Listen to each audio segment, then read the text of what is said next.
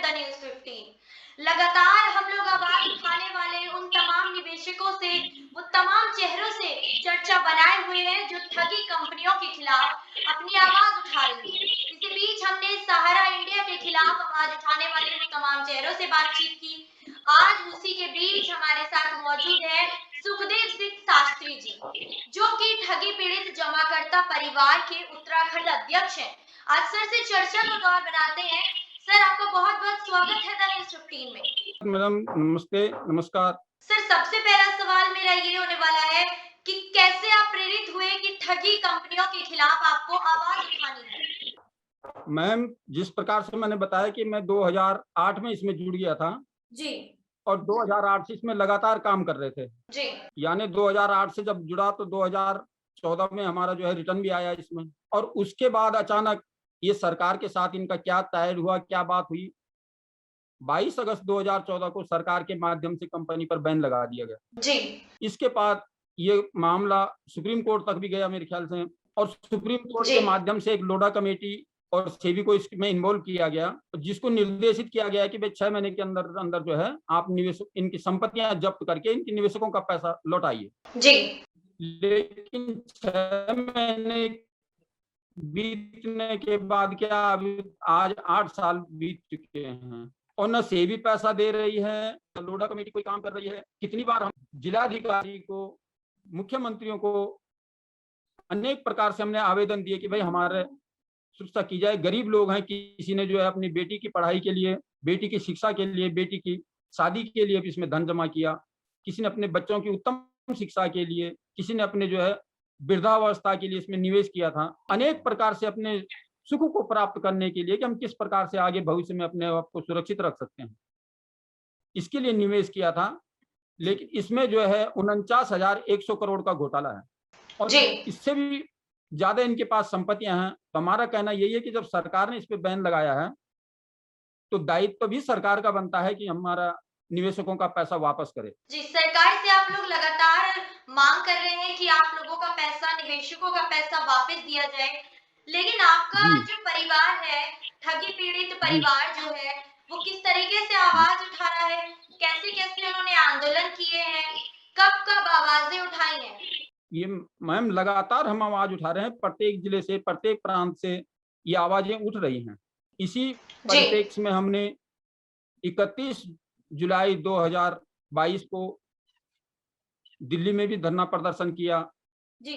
महामहिम प्रधानमंत्री जी को आमंत्रित भी किया, जी। लेकिन प्रधानमंत्री जी वहां भी नहीं पहुंचे और उसके पश्चात उनकी तरफ से कोई आवेदन आया कि भाई किसी प्रकार से जो है 3 महीने के अंदर हम जो है इस पर कार्रवाई करेंगे। और जी। हमारा कहना है कि सरकार ने एक अनियमित जमा योजनाएं पाबंदी कानून, एक कानून बनाया जो निवेशकों के हित में है, जिसके आधार पर चर्चा की गई है कि 6 महीने के अंदर यानी 180 कार्य दिवस के अंदर अंदर निवेशकों का पैसा लौटाया जाए, जो जी। कानून ये कहता है। तो हमारी मांग यही है कि ये कानून प्रत्येक प्रांत में, प्रत्येक जिले में सरकार के द्वारा लागू किया जाए और इसके आधार पर हमारे मुकदमे दर्ज हों और हमारा जो संकल्प है, जो बात है कि हमारे 180 कार्य दिवस के अंदर अंदर जो है हमें पैसा जो है दिया जाए। जी। तो हम इसी कानून को लागू करवाने के लिए बार-बार आवाज उठा रहे हैं, बार-बार चेता रहे हैं सरकार को, भाई किसी प्रकार से भी हमारी जो है इस बात को स्वीकार की जाए। क्योंकि महामहिम 31 अगस्त 2019 को महामहिम ने इस पर मुहर लगाई थी और जब से ये वर्ष एक्ट भारतवर्ष में लागू है, लेकिन सरकारें, हो सकता है क्या कमी है, क्या दिक्कत है, क्या परेशानी है कि सरकारें इसको जो है प्रत्येक क्षेत्र में जो है लागू नहीं करना चाहती है, इसके आधार पर हमारे मुकदमे दर्ज नहीं करना चाह रही है। तो इसी उद्देश्य से हमारा मकसद है कि हम किसी भी प्रकार से हो, ये वर्ष एक्ट लागू हो और इसके आधार पर हम सबका जो है पैसा वापस किया जाए। सर, अभी तक आपके परिवार द्वारा कितने जो ठगी कंपनियां हैं उनके खिलाफ आप लोगों ने आवाज उठाई है? कौन-कौन सी वो कंपनियां हैं जिन्होंने निवेशकों का पैसा अभी तक नहीं लौटाया है? बहुत सारी कंपनियां मैम, कितने नाम लें पीएसीएल है, सहारा इंडिया है, करम भूमि है, कल्पतरु है, बाइक बोट है। जी। इस प्रकार से अनेक हैं, जी। इस पर इतने नाम गिनाऊं मैं, बहुत सारी कंपनियां हैं तो जिन क्या पे लग सरकार के माध्यम से बैन लगा, सरकार जो है इन पर जो है एक्शन नहीं ले रही है। जी। तो क्या लगता है देश भर में इतनी कंपनियां जो है वो ठग कर चुकी हैं, तो सरकार जो है आगे किस तरीके से अपनी भूमिका निभा पाएगी? कौन-कौन सी कंपनियों को किन-किन दायरों के अंदर जो है आगे कंपनियों को लाइसेंस दे पाएगी? क्योंकि जिस तरीके से जो ठगी हो रही है जनता के साथ, उसको मद्देनजर देखते हुए क्या सरकार इस तरीके के लाइसेंसों पे बैन लगा पाएगी? मकसद यही है कि लगाना चाहिए, क्योंकि सरकार ही जी, लाइसेंस देती है और उसके पश्चात, जबकि ये पीएसएल कंपनी 1983 से काम कर रही है, जी, उसके बाद 1969 में इसने जो है रियल एस्टेट का काम शुरू किया, 96 में, और जब से रियल जी, एस्टेट का काम कर रही है, और इसीलिए हमें भी भरोसा हो गया था। इसमें बड़े बड़े हमें लुभावने वो दिए गए। इनका एक न्यूज चैनल चलता था, पीएसएल न्यूज 7 P7। जी, जी, हाँ, उस न्यूज़ पेपर के आधार पर भी हमने देखा, जब ये नेशनल न्यूज़ चैनल चल रहा है इनका, कई प्रकार के कार्यक्रम हो रहे हैं।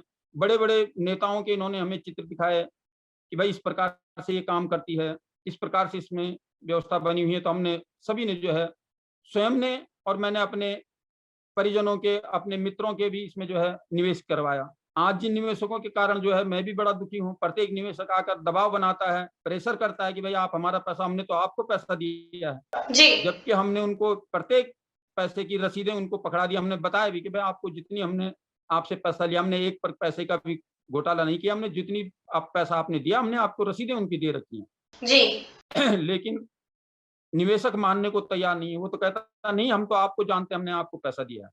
जी, क्या स्थिति है उन कंपनियों की जो अभी बंद हो चुकी हैं लेकिन निवेशकों का पैसा जो है लौटा नहीं रही है? इसी के बीच सहारा इंडिया भी है, जिनकी अभी भी कई ब्रांच जो है वो चल रही है। निवेशकों का चल पैसा रही अभी है। भी उसमें निवेश किया जा रहा है, इतनी बड़ी ठगी होने के बावजूद भी। पता नहीं क्या है, लोगों के दिमाग में बात नहीं बैठ रही है, और सरकार भी इस पर एक्शन नहीं ले रही है। सरकार चाहती है कि ये घोटाला करें और उसके बाद फिर इन पे रोक लगा करके उनका पैसा हड़प कर लिया जाए। हम तो यही सब समझते हैं। तो क्या लगता है आवाज उठकर जिस तरीके से अलग-अलग स्तर पर अलग-अलग मोर्चे आवाज उठा रहे हैं, क्या इन सब की आवाज बुलंद हो पाएगी? इनकी उम्मीदें जो है पूरी हो पाएंगी? बिल्कुल हो पाएगी, क्योंकि जगह-जगह से अब आवाज उठने लगी है, और हमारा मकसद ये जी, होगा अगले चुनाव में, जैसे पहले भी हमने बात रखी थी कि पहले भुगतान और फिर मतदान। अगर किसी प्रकार से सरकार इस पीरियड के अंदर-अंदर इस भुगतान को चालू नहीं करवाती, तो अगली बार पूरे भारत में 20 करोड़ ठगी पीड़ित हैं, इनका नारा होगा, इनका कर्तव्य भी होगा कि ये किसी भी जी, वोट को, किसी भी पार्टी को वोट नहीं देंगे। हम चाहते हैं कि अब अंतरिम सरकार बननी चाहिए। सारे ठग बैठे हुए हैं सरकारों में। जी। सर क्या लगता है सरकार जो है लगातार ईडी और सीबीआई की जांच विपक्ष पर करा रही है राजनीति तौर पर, लेकिन अभी तक किसी भी भ्रष्टाचार के रूप में अभी इनकी भी ठगी कंपनियों के खिलाफ अभी तक कोई भी कार्रवाई नहीं की गई है। क्या लगता है क्या कारण हो सकता है? क्या भविष्य में इस तरीके की कार्रवाई ठगी कंपनियों के खिलाफ देखने के लिए मिलेगी? कारण तो यही हो सकता है कि मैम कि इनके जो है, जरूर कहीं ना कहीं किसी न किसी प्रकार से सरकार का कोई ना कोई व्यक्ति इनमें इन्वॉल्व है, जिसको जी, बचाने के लिए इनके ऊपर कोई एक्शन उठाना नहीं चाहती। यानी कि इनडायरेक्टली तौर पर भ्रष्ट बता रहे हैं आप सरकार को। इनडायरेक्ट तौर पर बिल्कुल, क्योंकि यदि सरकार सच्ची है, सरकार सामर्थ्य है, तो सरकार को करना चाहिए। लगभग आप सोच समझ लीजिए, इसमें माननीय हमारे भारत के माननीय प्रधानमंत्री जी ने 92 एपिसोड जो है मन की बात की रख लिए हैं, जी, और इनमें कई बार उनसे संपर्क किया गया, कई बार बात की गई कि भाई हमारे पीएसएल की बात, हमारे ठगी पीड़ितों की बात भी रख दीजिए।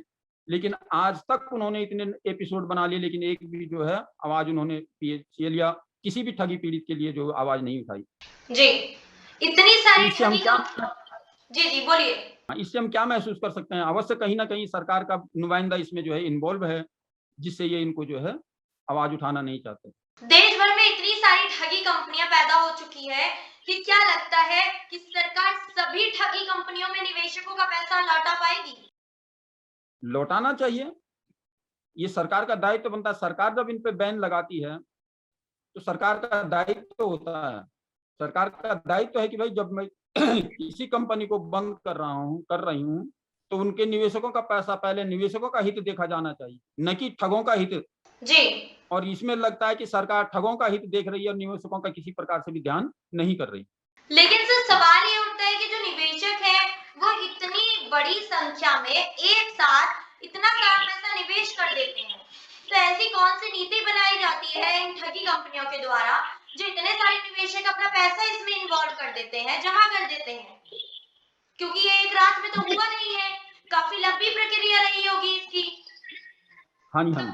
तो अनेक कैसे प्रकार बातों के में आ लुभावने जाता है? दिए जाते हैं, अनेक प्रकार के लुभावने दिए जाते हैं, और जब एक आदमी इसमें इन्वॉल्व हो जाता है तो वो सोचता है कि चलो भाई इसमें अच्छा है, अच्छा निवेश हो रहा है, अच्छी बात चल रही है। वो जी अपने परिवार को जोड़ता है, अपने रिश्तेदार को जोड़ता है, और इस प्रकार से इसमें जो है चेन बनती चली जाती है।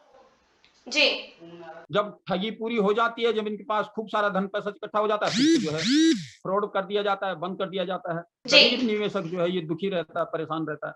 मेरे जैसे नहीं, बहुत सारे निवेशक हैं इस प्रकार से जो आत्महत्या तक कर चुके हैं क्या दबाव वजह में है आकर। उनकी आत्महत्या करने की?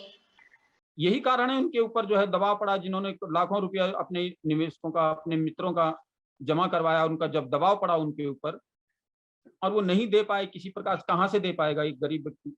अपने रोजगार के लिए तो इस पर लगा था कि भाई थोड़ा सा मेरा भी परिवार का रोजगार बन जाएगा, लेकिन रोजगार की जगह उसको और जो है दबाव में आना पड़ा, प्रेशर में आना पड़ा, डिप्रेशन में जो है कितने लोग जो है आत्महत्या कर चुके हैं। जी, लेकिन सर आवाज उठा रहे हैं इतने सारे निवेशक, लेकिन इसके बावजूद जो है ठगी कंपनियों की ब्रांच चल रही है अभी भी पैसा निवेश किया जा रहा है।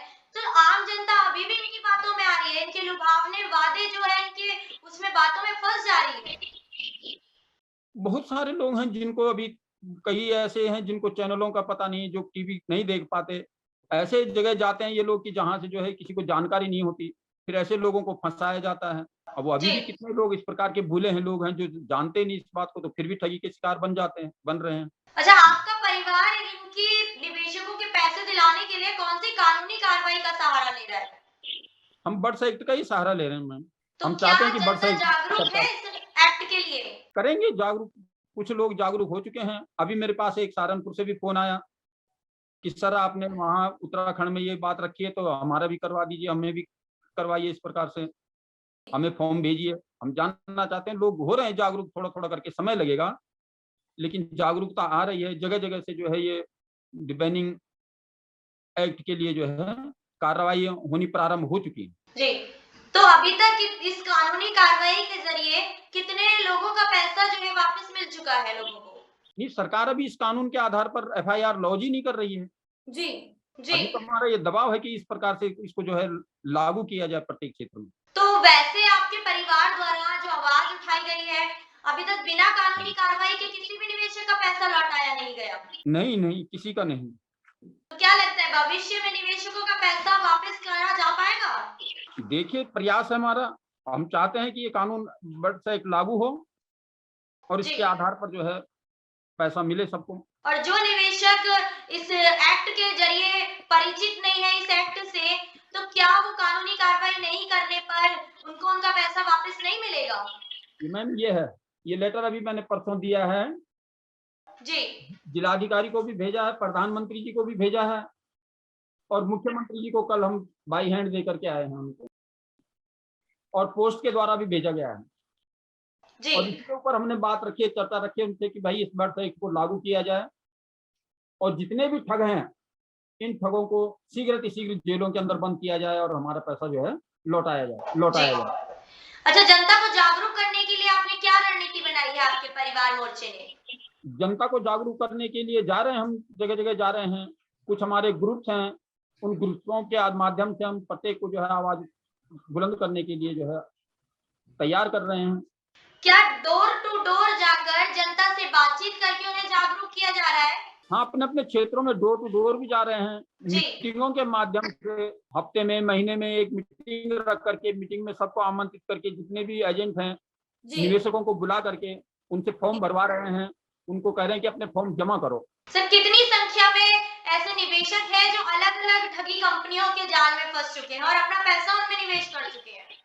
पूरे भारत में लगभग 20 करोड़ ठगी पीड़ित हैं। जी, और सर ठगी कंपनियां कितनी हैं जो ठगी कंपनी अभी तक निवेशकों का पैसा जमा कर चुकी है? इसमें तो हजारों कंपनियां हैं मैम। सर, एक और सवाल मेरा आपसे ही होने वाला है कि सहारा इंडिया के खिलाफ आपके परिवार ने कभी कोई आवाज उठाई? निवेशकों का पैसा लौटाने के लिए जो तमाम तरीके तमाम तरीके से अलग-अलग मोर्चों के तहत आवाज उठाई जा रही है सहारा इंडिया के खिलाफ। तो क्या उसमें जी आपकी आवाज भी शामिल है? हाँ बिल्कुल शामिल है सर। अब प्रत्येक ठगी परिवार के साथ हमारे जो है, हम साथ में हैं, ठगी परिवार के साथ में है और उसकी आवाज उठाएंगे हम जरूर। सर अगर तो सहारा इसी इंडिया के खिलाफ आप लोग आवाज उठा रहे हैं, तो क्या बीते दिनों जो दिल्ली के जंतर मंतर पर 3 दिवसीय धरना प्रदर्शन किया गया था सहारा इंडिया के खिलाफ, क्या उसमें आप शामिल थे? हाँ जी, नहीं उसमें हम शामिल नहीं थे। हमने 31 अगस्त को किया था, उसमें सारी कंपनियां थी। 31 अगस्त को जो हमने कार्यक्रम किया है 31 जुलाई को, जी क्योंकि हमारा उद्देश्य था कि 19 जुलाई 2019 को ही, जी वो 31 जुलाई 2019 को जो है महामहिम राष्ट्रपति के द्वारा इस बर्ड्स एक्ट पर मुहर लगी थी।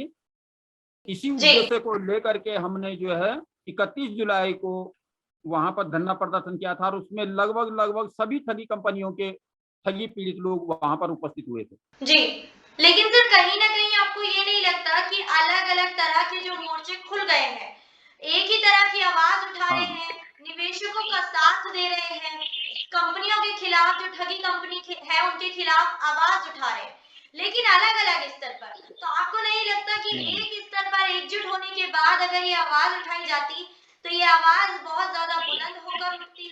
बिल्कुल बिल्कुल आप सही कह रही हैं मैम, और इसी के लिए प्रयास कर रहे हैं। तो उसमें जो है 31 जुलाई को बता रहा हूं मैं कि लगभग सभी ठगी कंपनियों के लोग उपस्थित हुए थे उसमें, और ये चर्चा चल रही है। लगभग लोग अब थोड़ा थोड़ा करके जुड़ना प्रारंभ हो रहे हैं और अब बात समझ में आ रही है सबकी। तो सर थोड़ा थोड़ा भविष्य करके जुड़ेंगे।